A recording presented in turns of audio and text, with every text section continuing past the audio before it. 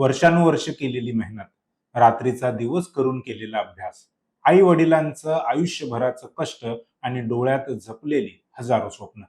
परंतु जेव्हा परीक्षेच्या अगदी एक दिवस आधी किंवा अगदी काही तास आधी कळतं की पेपर लीक झालाय, तेव्हा एका क्षणात लाखो विद्यार्थ्यांच्या भविष्याचा चुराडा होतो. पेपर फुटीची ही कीड फक्त एका देशापुरती मर्यादित नाही, जगातील अनेक मोठ्या देशांना या समस्येने ग्रासलं आहे. परंतु फरक एवढाच की काही देशांमध्ये जर तुम्ही पेपर लीक केला किंवा परीक्षेत गैरप्रकार केला तर तुमचं संपूर्ण आयुष्य तुरुंगात सडू शकतं. चीनमध्ये यासाठी थेट देशद्रोहाचा गुन्हा दाखल होतो, तर अमेरिकेत तब्बल 20 वर्षांची जेल होऊ शकते.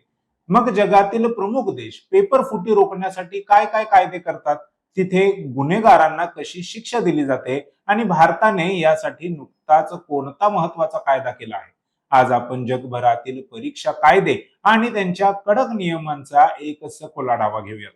नमस्कार, मी संकेत आणि आपण पाहत आहात मुंबई आउटलुक. सुरुवात करूया जगातील दुसऱ्या क्रमांकाच्या लोकसंख्येच्या देशापासून, म्हणजेच चीन. चीनमध्ये घेतली जाणारी गाओ काओ ही परीक्षा जगातील सर्वात कठीण आणि तणावपूर्ण विद्यापीठ प्रवेश परीक्षा मानली जाते. कोट्यवधी विद्यार्थ्यांचं भवितव्य या एका परीक्षेवर अवलंबून असतं. त्यामुळे इथे गैरप्रकार रोखण्यासाठी चायनीज सरकारने जे कायदे केले आहेत ते ऐकून गुन्हेगारांचा थरकाप उडतो.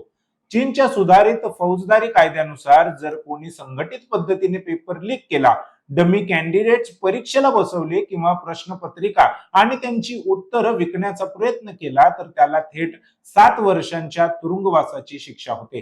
काही अतिसंवेदनशील प्रकरणांमध्ये जर प्रश्नपत्रिकेची गोपनीयता भंग झाली तर चीन सरकार गुन्हेगारावर सामान्य चोरीचा नाही तर थेट स्टेट सिक्रेसी लॉज असा खटला चालवते. सोप्या भाषेत सांगायचं झालं तर पेपर लीक करणं हा तिथे देशाशी द्रोह मानला जातो. विद्यार्थ्यांसाठी तर आणखीन कडक नियम आहेत. जर एखादा विद्यार्थी कॉपी करताना किंवा हायटेक गॅजेट्स वापरताना पकडला गेला तर त्याला केवळ त्या परीक्षेतूनच काढलं जात नाही, तर पुढील अनेक वर्ष कोणत्याही राष्ट्रीय परीक्षेत बसण्यावर त्याच्यावर कायमची बंदी किंवा दीर्घकालीन बंदी घातली जाते. म्हणजेच त्या विद्यार्थ्याचं शैक्षणिक करिअर तिथेच संपतं. चीन नंतर अमेरिकेकडे येऊया. अमेरिकेत कॉलेज प्रवेशासाठी घेतल्या जाणाऱ्या SAT किंवा ACT यांसारख्या परीक्षांमध्ये होणारे गैरप्रकार रोखण्यासाठी राज्य स्तरावरच नाही तर थेट केंद्रीय स्तरावरील कायदे लागू केले जातात. अमेरिकेत पेपर लीक करणं किंवा पैशांच्या सहाय्याने गुण मिळवणं हा केवळ शालेय किंवा शैक्षणिक गुन्हा मानला जात नाही. तिथे आरोपींवर अतिशय गंभीर फेडरल गुन्हे दाखल होतात. उदाहरणार्थ संगणक, इंटरनेट किंवा फोनचा वापर करून केलेली फसवणूक, पत्राद्वारे किंवा कुरिअरद्वारे गोपनीय साहित्य चोरणे, दुसऱ्याच्या नावावर बनावट परीक्षा देणं, या आर्थिक आणि डिजिटल फसवणुकीच्या गुन्ह्यांसाठी दोषी ठरवलेल्या व्यक्तीला 10 ते 20 वर्षांपर्यंतच्या दीर्घकालीन तुरुंगवासाची शिक्षा होऊ शकते. याशिवाय लाखो डॉलर्सचा दंड ठोठावला जातो. अमेरिकेत काही वर्षांपूर्वी झालेल्या एका high profile college admission scam मध्ये अनेक श्रीमंत पालकांना आणि दलालांना थेट तुरुंगाची हवा खावी लागली होती. आता बोलूयात युनायटेड किंगडम अर्थात UK बद्दल. ब्रिटनमध्ये शालेय परीक्षांसोबतच व्यावसायिक आणि विद्यापीठीय परीक्षांची सुरक्षा जपण्यासाठी स्वतंत्र आणि कडक कायदे आहेत. ब्रिटनमध्ये गेल्या काही वर्षात SA मिल्स नावाची मोठी समस्या निर्माण झाली होती. म्हणजेच पैसे देऊन विद्यार्थ्यांचे निबंध, त्यांचे असाइनमेंट्स किंवा उत्तरपत्रिका व्यावसायिकरित्या लिहून देणाऱ्या कंपन्या होत्या. ब्रिटन सरकारने कायदा करून अशा सर्व संस्थांवर कायदेशीर बंदी घातली आहे. अशी सेवा देणाऱ्या किंवा चालवणाऱ्यांवर थेट गुन्हेगारी खटले चालवले जातात. याशिवाय परीक्षांचे गोपनीय पेपर चोरणे, डिजिटल माध्यमातून ते लीक करणे किंवा परीक्षा यंत्रणेची फसवणूक करणे हा फ्रॉड ऍक्ट 2006 आणि थेफ्ट ऍक्ट अंतर्गत गंभीर गुन्हा मानला जातो. यामध्ये दोषींना मोठ्या आर्थिक दंडासोबतच तुरुंगवासाची कडक शिक्षा सुनावली जाते. तंत्रज्ञानात जगात सर्वात पुढे असलेला देश म्हणजे जपान. परंतु तंत्रज्ञान जेवढं पुढारलेलं, गैरप्रकारांचे धोकेही तेवढेच जास्त. मग जपान या पेपर फुटीच्या अपराधांना, या समस्येला कसा हाताळतो? तर जपानमध्ये जर कोणी पेपर लीक केला किंवा परीक्षेत ब्लूटूथ, स्मार्ट वॉच अशा डिजिटल उपकरणांद्वारे फसवणूक केली तर त्याला फ्रॉड्युलंट ऑब्स्ट्रक्शन ऑफ बिझनेस म्हणजेच परीक्षा मंडळाच्या कामात किंवा व्यवसायात फसवणूक करून अडथळा आणण्याचा गुन्हा मानला जातो. या कायद्याअंतर्गत दोषींना 3 वर्षांपर्यंतचा तुरुंगवास किंवा 5 लाख येन पर्यंतचा दंड होऊ शकतो. परंतु जपानमधील सर्वात भीतीदायक गोष्ट म्हणजे तिथे केवळ सरकारी कारवाईच होत नाही, तर संबंधित परीक्षा संस्था दोषी व्यक्तीवरती किंवा टोळीवर नुकसान भरपाईसाठी दिवाणी खटला अर्थात सिव्हिल लॉसूट देखील दाखल करू शकते. यामुळे गुन्हेगाराचे आर्थिक अस्तित्वच धोक्यात येते. आशियातील सर्वात शिस्तबद्ध देश म्हणून ओळखल्या जाणाऱ्या सिंगापूरमध्येही परीक्षांमधील गैरप्रकारांबाबत झिरो टॉलरन्स म्हणजेच शून्य सहिष्णुतेचे धोरण आहे. सिंगापूरमध्ये परीक्षा प्राधिकरणाची फसवणूक करणं किंवा प्रश्नपत्रिका लीक करणं हा पिनल कोड 1871च्या विविध कलमांतर्गत अतिशय गंभीर गुन्हा मानला जातो. इथे प्रश्नपत्रिका लीक करणाऱ्यांना, उत्तर पुरवणाऱ्यांना किंवा परीक्षेत हायटेक चोरी करणाऱ्यांना 3 वर्षांपर्यंतचा तुरुंगवास, मोठा आर्थिक दंड किंवा दोन्ही शिक्षा एकाच वेळी दिल्या जातात. सिंगापूरमध्ये कायद्याची अंमलबजावणी इतकी कडक आहे की तिथे लहान सहान चूक ही भयंकर महाग पडू शकते. आपण जगातील मोठ्या देशांचे कायदे पाहिले, परंतु आता सर्वात महत्वाचा प्रश्न, आपल्या भारताची सद्यस्थिती काय आहे? भारतात गेल्या काही वर्षात नीट, टीईटी, एमपीएससी आणि विविध भरती परीक्षांमध्ये पेपर फुटीच्या अनेक घटना समोर आल्या आहेत, ज्यामुळे कोट्यवधी तरुणांचं भविष्य टांगणीला लागलंय.